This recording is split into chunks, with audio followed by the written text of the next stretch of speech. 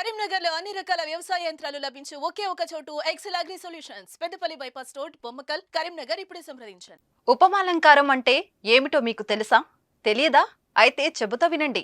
ఏమీ లేదండి, కాస్త ఉప్మా రవ్వ తీసుకోవాలి, పచ్చిమిరపకాయలు ఉల్లిపాయలు వేయించాలి, గిన్నె పెట్టాలి, నూనె వేయాలి, అంతే. ఏంటి ఆశ్చర్యపోతున్నారా?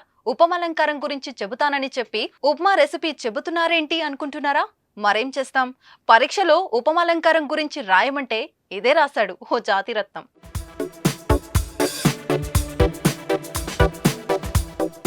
పరీక్ష పేపర్లో ఇచ్చిన క్వశ్చన్ కు ఆన్సర్ రాకపోతే వాటిని వదిలేసి వేరే వాటిని రాస్తాం. కానీ స్మార్ట్ స్టూడెంట్స్ మాత్రం అలా కాదు.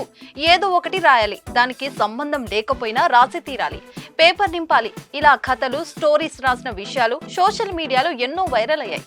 కానీ ఓ స్టూడెంట్ రాసిన ఆన్సర్ ఇప్పుడు వాటికి మించి ఉంది.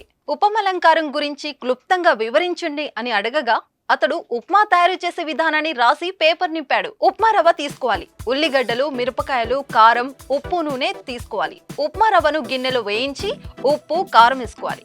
కొద్దిసేపు మరిగిస్తే ఉప్మా రెడీ అంటూ రాసి పేపర్ నింపేశాడు. అయితే అతడు రాసిన పదాల్లో తప్పులు కూడా నవ్విస్తున్నాయి. ప్రస్తుతం ఇది సోషల్ మీడియాలో వైరల్ గా మారగా ఫన్నీ కామెంట్స్ వస్తున్నాయి. అసలైన జాతిరత్నం అంటే వీడే.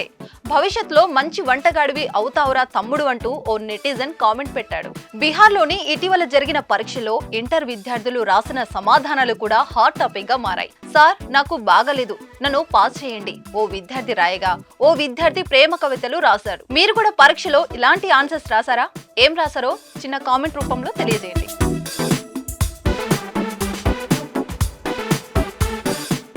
సుమన్ టీవీలో మీ పర్సనల్ అండ్ బిజినెస్ ప్రమోషన్స్ కోసం కింది నెంబర్కి కాంటాక్ట్ చేయండి.